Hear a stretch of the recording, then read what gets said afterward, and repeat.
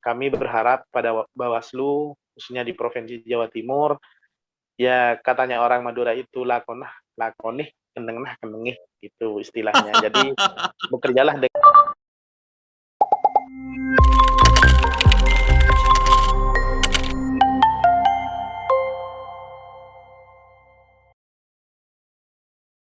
Sahabat Bawaslu, selamat datang di Podskamling, podcast keliling Bawaslu Jatim. Kita hari ini ngonten hingga ke Kabupaten Sampang. Kemarin kita ke Taiwan, sekarang ke Sampang.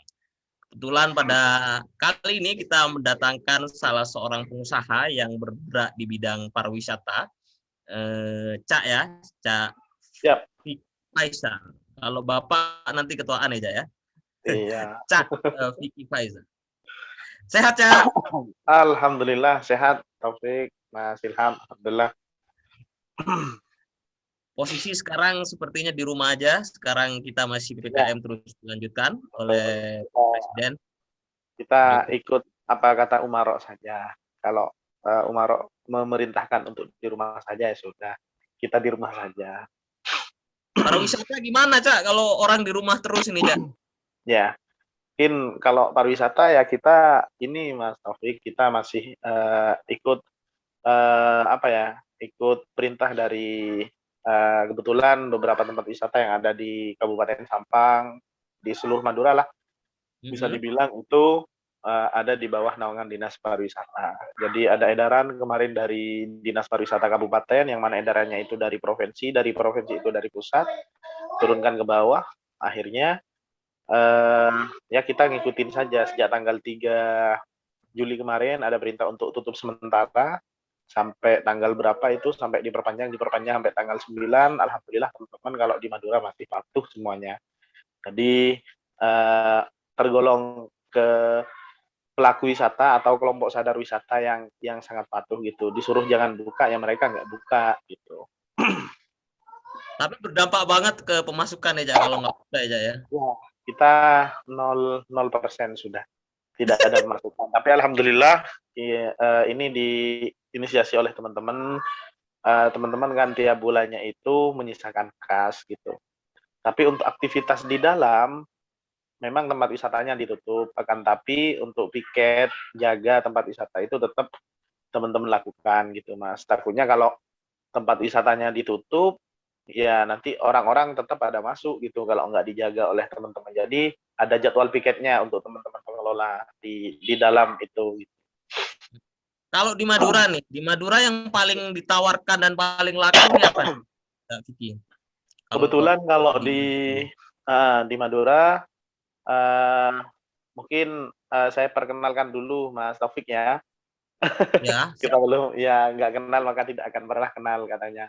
Ya, saya Vicky Faisal, kebetulan saya putra asli Sampang, Madura, dan saat ini saya dipercaya oleh teman-teman, diberi amanah oleh teman-teman untuk menjabat sebagai Ketua Umum ASPRIM. ASPRIM itu adalah Asosiasi Pariwisata Madura, seperti itu.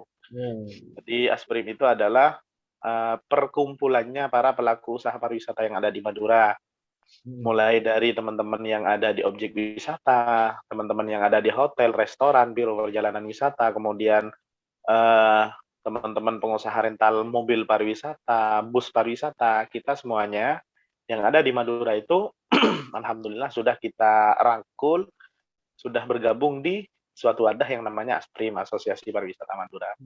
Kebetulan saya terpilih di tahun 2020 kemarin, tepatnya di bulan Januari, mau pelantikan di bulan Maret, H-3 pelantikan, kita tidak bisa melaksanakan pelantikan dikarenakan ada perintah kita harus lockdown sementara gitu. Ya sudah, sampai saat ini sampai saat ini kita masih belum pelantikan, tapi kita tetap di grup saling tetap silaturahmi lah. Saya tetap melihat kondisi teman-teman saat kemarin sudah mulai dibuka, kita turun ke bawah, kita sapa teman-teman yang ada di bawah. Alhamdulillah lah ada sedikit pemasukan, meskipun sedikit lah kemarin saat sudah dilonggarkan. Akan tapi saat diberlakukannya PPKM darurat, kita sudah mulai surut lagi. Kalau bisa dibilang Asprim kemarin sempat viral, Mas Taufik, Ya, ya, ya. saat saat adanya penyekatan di Suramadu.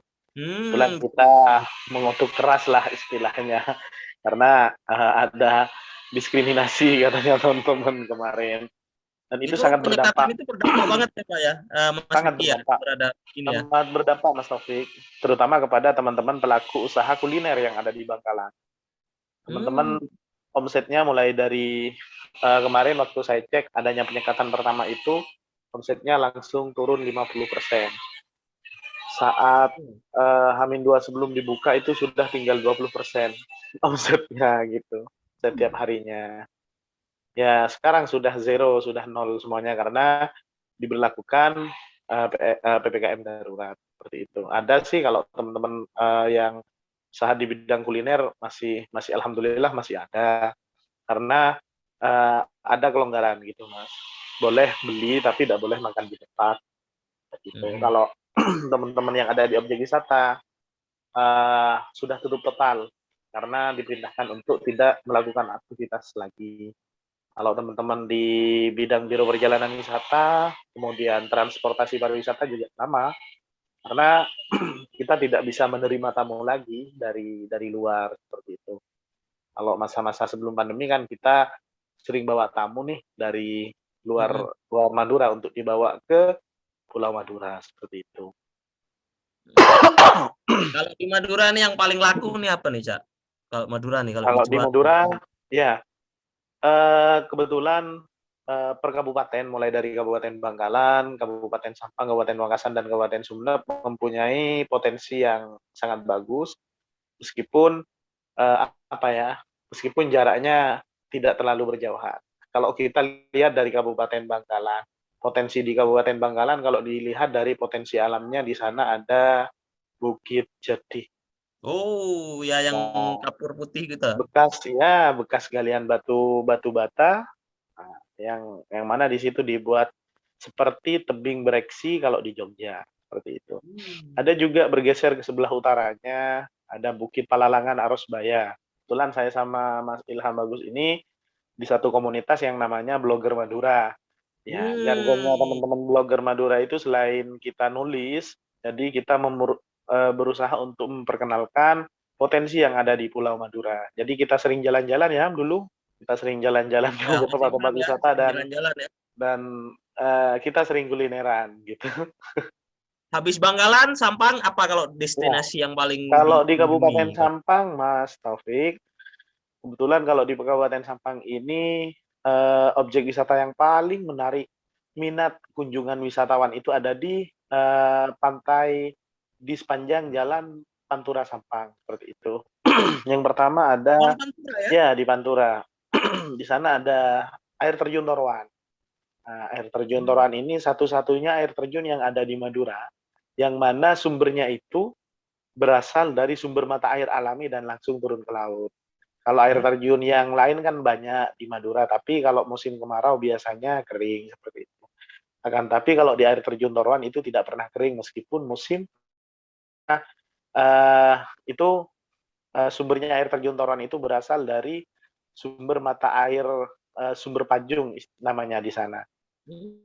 Betul. Kemudian selain selain Pantai Lon Malang juga ada yang terbaru di Kabupaten Sampang itu ada wisata edukasi petik melon di sana. Itu satu jalur, Mas. Selain wisata edukasi petik Hmm. melon di sebelumnya Kecamatan Ketapang itu sebelum air terjun Torwan itu ada eh, hutan Kranepa dan Waduk Nepa. Itu juga juga terkenal ke masyarakat luar Madura seperti itu. Kemudian bergeser ke sebelah timurnya ke Kabupaten Pamekasan. Nah, kalau Kabupaten Pamekasan ini kebetulan yang digarap bukan di wilayah utara, akan tapi di wilayah selatan. Mulai dari Api Tak Kunjung Padam, Ya. kemudian ada yang terbaru wisata ikonik, wisata Kampung Toron Semalam juga ada wisata alam Puncak Ratu yang menyajikan panorama alam. Kita bisa melihat landscape Pamekasan wilayah utara itu dari Puncak Ratu yang letaknya di Desa Pegantenan, di Desa Tebul Barat, Kecamatan Pegantenan, Kabupaten Pamekasan. Di sebelahnya itu ada Kampung Durian. Jadi letaknya juga ada di Kecamatan Begantenan. Potensinya juga sama. Di Kampung Durian sama Puncak Ratu itu sama-sama potensi durian. Jadi Mas Ilham bagus sama Mas Taufik nanti kalau misalnya berkunjung ke sana, ke Kampung Durian Lah ya. ataupun ke Puncak Ratu di bulan-bulan Desember, Januari, Februari, Maret, buah durian itu bisa beli langsung di sana. Dan masih Durian asli ya? durian asli, Madura itu ya? durian asli. Dan punya ciri khas Mas untuk duriannya di Puncak Ratu itu. Ciri khasnya duriannya yang di Puncak Ratu sama di Kampung Durian itu, kalau durian yang biasa itu kan biasanya manis. Kalau yang di mana? Kalau yang di wisata Puncak Ratu sama Kampung Durian itu duriannya agak ada pahit-pahitnya sedikit. Jadi aman untuk menderita diabetes atau kencing manis seperti itu. Oh. Jadi kalau di sana punya durian yang ada pahit-pahitnya sedikit, kalau le mineral itu ada manis-manisnya sedikit katanya. Oh iya iya iya iya. Iya. Mantap Bergeser kali ke ya. sebelah, iya bergeser ke sebelah timurnya Mas Taufik. Yang terbaru di sana ada juga wisata Bukit Kehi. Jadi sajiannya kalau di Pamekasan ini banyak kolaborasinya teman-teman pengelola objek wisata. Jadi untuk Pamekasan sendiri di Bukit Kehi itu kebetulan wisata yang menyajikan panorama alam juga dengan potensi buah legen dan siwalannya, buah apa? Buah siwalan sama legennya. Jadi yang dijual di sana selain view, di sana juga ada edukasi pembuatan gula aren. Oh, mantap kali ya. Pamekasan banyak banyak sekali ternyata ya Mas ya. Ada wisata seribu mangrove. Nah, ini yang paling banyak di Pulau Madura, yang paling hits dan paling banyak tempat wisatanya itu ada di Kabupaten Sumeneb. Itu. Terutama di Sumeneb Kepulauan. Jadi kalau di Kabupaten Sumeneb itu yang sangat menarik terhadap kunjungan wisatawan itu saat ini adalah wisata di Pantai Sembilan, di Desa Bringsang itu, kemudian wisata di Pulau Gili Laba, kemudian di Giliang dengan kadar oksigen tertinggi nomor 2 sedunia setelah di Yordania, seperti itu. Banyak bermunculan beberapa tempat wisata kalau di wilayah Sumeneb yang terbaru itu ada Pantai Ekasoki di sana, kemudian ada wisata mangrove Kedatim di Kebun Dadap Timur itu Mas, kemudian ada wisata Gua Soekarno di wilayah utara, ada Pantai Lombang, ada Pantai Slopeng di sana juga banyak. Kalau di Banyak ya Sumeneb kalau pilihannya Sumeneb ya. ya itu masih wisata alamnya yang ada di Madura, belum lagi kulinernya, belum lagi wisata sejarah sosial budayanya seperti itu. Wow, kaya banget ya Mas ya. Iya, kaya banget kalau di Madura kalau mau dikelola secara profesional. Tapi alhamdulillah teman-teman sekarang sejak adanya ASPRIM, Asosiasi Pariwisata Madura itu eh, teman-teman sudah berani untuk mempromosikan. Jadi memang tujuannya kita di ASPRIM itu saling support, Mas. Jadi harapan saya kepada teman-teman ASPRIM itu saya sampaikan, harapan saya kepada teman-teman kita harus bisa bekerja sama, baik dengan pemerintah ataupun sesama anggota seperti itu. Kita saling support saja. Jadi kalau misalnya kayak saya, kebetulan saya bergerak di bidang Biro Perjalanan Wisata. Nama Biro Perjalanan saya adalah Madura Indah Wisata, seperti itu. Saya ada tamu nih dari luar misalnya. Oh ya sudah, nanti saya base-nya pakai punyanya anggota ASPRIM. Nanti makannya kita di restorannya anggota ASPRIM. Kemudian belanjanya di pusat oleh-oleh yang miliknya anggota ASPRIM, seperti itu. Kemudian nanti hotelnya nginep di hotel yang dikelola oleh anggota ASPRIM, seperti itu. Oh, Jadi kita mantap. saling support. Iya, saya sampaikan kepada teman-teman, kita harus saling bersinergi. Jangan sampai kita bersaing seperti itu. Kita saatnya sekarang bersinergi sama pelaku usaha pariwisata, terutama yang ada di Madura, biar Madura itu nggak seperti itu saja. Saya sampaikan Gimana Mas? seperti itu. Seperti itu gimana maksudnya? Ya maksudnya nggak ada perkembangan lah. Katanya yang Sumeneb, Sumeneb pengen berangkat duluan. Katanya yang Pamekasan, Pamekasan yang berangkat duluan. Katanya yang Sampang juga seperti itu. Katanya yang Bangkalan juga seperti itu. Kalau kita sudah disekat-sekat seperti itu, Mas, itu bahaya bagi bagi Madura lah. Ya, alhamdulillah dengan adanya ASPRIM, dengan adanya Asosiasi Pariwisata Madura itu, alhamdulillah teman-teman itu Mas Taufik bisa bersinergi semuanya. Jadi Strateginya adanya gimana nih, asosiasi Cak Vicky? strategi gimana? Strategi gimana? Eh, sekarang kan sekarang kan pariwisata di mana-mana kan terdampak nih. Ya, COVID juga belum melandai kan, bahkan di Jawa Timur saja masih bertahan nih kayaknya zona merahnya ya, nih, ya level betul. 4. Apa nih strategi agar bisa orang tertarik untuk melakukan? Ya, jadi alhamdulillah teman-teman meskipun diberlakukan PPKM level 4 itu Mas, kita tetap produktif di masa pandemi. Dengan cara apa? Dengan cara kita tetap mempoles objek wisata yang kita kelola seperti itu. Kita poles, kita perbaiki apa yang rusak, kita tetap bersihkan, kita tetap jaga dan kita promosikan via sosial media. Walaupun nggak ada pemasukan ya untuk Walaupun sebulan nggak ini mau ya. masukkan, ya yang penting ada paket data gitu Mas Taufik.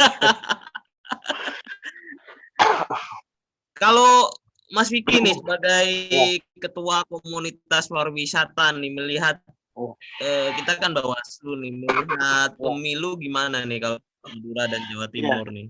mungkin saya ada sumbang sih ide terhadap Bawaslu nih. Misalnya nanti kayak di Madura ini, tidak apa-apa Hmm, nanti Bawaslu mungkin bisa bekerja sama dengan beberapa pengelola objek wisata atau tempat wisata yang ada di Madura gitu. Nanti hmm, bisa kerjasama dengan teman-teman dengan cara apa? Nanti mungkin Bawaslu bisa sosialisasi di sana, bisa buka booth di sana, sosialisasi tentang sadar sadar pemilih, kemudian dampaknya kalau kita golput itu sangat dibutuhkan Mas. Tidak apa nanti kerjasama dengan itu dengan apa? Dengan objek wisata. Kebetulan kan objek wisata ini banyak yang dikunjungi oleh beberapa orang meskipun orang yang berkunjung itu dari luar Madura. Akan tapi pesannya nanti bisa ngena kalau kita langsung bersosialisasi di sana. Seperti itu. Mungkin Kalau ya, asosiasinya Mas Vicky ini komunitasnya banyak banget ya. Berapa orang nih Mas Vicky ini? kebetulan anggota kita sudah lebih dari kalau di data itu 150 lebih sudah di Mhm. data anggota itu sudah lebih dari 150 anggota kami yang tersebar di 4 kabupaten, mulai Hmm. dari Bangkalan, Sampang, Pamekasan dan Sumeneb. Dan yang 150 itu terdiri dari berbagai latar belakang Mas, ada yang pengusaha biro perjalanan wisata, ada yang pengusaha bus pariwisata, rental mobil pariwisata, ada teman-teman dari hotel, restoran, kafe, Oh, iya, kemudian iya. ada teman-teman dari pengelola objek wisata seperti itu. Keren-keren banget ya. Latar belakangnya macam-macam bisa lah nanti Iya, kerja sama bisa, bisa. suatu waktu Iya, misalkan dijajakin ke para pimpinan gitu kan. siap, siap. Kalau teman-teman Bawaslu Jatim masih lahan bagus, tidak apa-apa nanti kalau pengen wisata ke Madura bisa nih ngubungin teman-teman Asprim gitu. Tidak Orang-orang apa-apa. Madura sebenarnya sudah maju-maju tuh, Mas Alhamdulillah. Vicky ya. Alhamdulillah orang-orang Madura sudah bisa menerima kunjungan terhadap orang-orang dari luar Pulau Madura seperti itu. Iya, tempat orang dulu. Tapi kalau corona seperti ini kan nggak bisa berkumpul, Mas Nggak Vicky. bisa, nggak bisa berkerumunan, nggak bisa berkerumun. Dan salah satu mediumnya ya media sosial, YouTube, Ya, tulis blog gitu ya, ya. lewat sosial media, baik itu Facebook, Instagram, ataupun YouTube, pakai itu. Pokoknya yang berkaitan dengan sosial media. Kalau menurut Mas Vicky nih, Ya, kalau sebagai ketua asosiasi pariwisata, ini kan Bawaslu ini kan mengawasi pemilu, ada ya, proses di situ, proses untuk memilih ya, pemimpin. Pemimpin jadi ya, kan juga ada kebijakan. Kebijakan itu kan bisa berdampak pada pengusaha iya, nih. iya. Eh, Kebijakan apapun kan pasti berdampak pada kita semua toh. Apa nih mungkin harapan pentingnya nih Mas Vicky terhadap Bawaslu nih atau lembaga penyelenggara pemilu? Iya, harapan saya sebagai Ketua Asosiasi Pariwisata terhadap Bawaslu khususnya yang ada di Provinsi Jawa Timur, harapannya itu harus bisa menjalankan tugasnya sebaik mungkin, seperti itu. Karena Bawaslu juga menentukan kalau misalnya nanti kualitas pemimpin yang dipilih rakyat ternyata itu tidak sesuai dengan kami berharap pada Bawaslu khususnya di Provinsi Jawa Timur, ya katanya orang Madura itu lakonah lakonih kendengah kendengih itu istilahnya. Jadi bekerjalah dengan sebaik mungkin sesuai dengan tupoksinya, tugas pokok dan fungsinya. Jadi pengawas pemilu seperti itu. Kalau misalnya di sana ada temuan yang benar-benar urgent, temuan yang tidak baik, Bawaslu harus bisa bersuara seperti itu. Kayak di Kabupaten Sampang. Kalau bisa saya bilang di Kabupaten Sampang ini termasuk keren karena ketua Bawaslunya kayaknya cewek seperti itu, tapi cukup berani. Ya, betul. Iya, saya juga ini Mas Taufik, saya juga pernah berbaur di dunia politik sejak tahun 2009 dulu sampai 2019 kemarin. Akan tapi sudah saya lepas semuanya, kok kayaknya lebih enak di dunia pariwisata gitu. Kehidupan saya kalau di dunia politik itu kan mikirnya ya yang ruwet-ruwet saja. Kalau di dunia pariwisata saya mikirnya yang enak-enak. Kalau saya lagi dapat orderan, saya bawa tamu, saya bisa jalan-jalan, kemudian saya tidur di hotel, makannya di restoran, kemudian tamu ikut belanja, saya juga ikut belanja seperti itu. Saya dapat bayaran lagi. Loh, kok lebih enak di dunia pariwisata daripada di dunia politik seperti itu. Akan tetapi Mas Taufik, kalau bisa saya bilang, akan tapi kita tidak boleh tutup mata terhadap dunia politik. Karena bagaimanapun juga suatu kebijakan kalau kita tidak punya dasar pengalaman di bidang politik, suatu kebijakan itu kita tidak akan bisa merubah atau menyampaikan sesuatunya. Kalau kita sudah punya link orang-orang politik kan sedikit banyak kan kita bisa menyampaikan lah, misalnya terhadap kayak saya kemarin sebelum pemberlakuan PPKM darurat, sebelum bulan Ramadan itu saya silaturahmi ke Ketua Komisi B DPRD Provinsi Jawa Timur, Bapak Aliadi Mustafa. Kebetulan Pak Aliadi itu kan orang Sampang. Tapi Pak Aliadi itu adalah Ketua Komisi B yang membidangi pariwisata.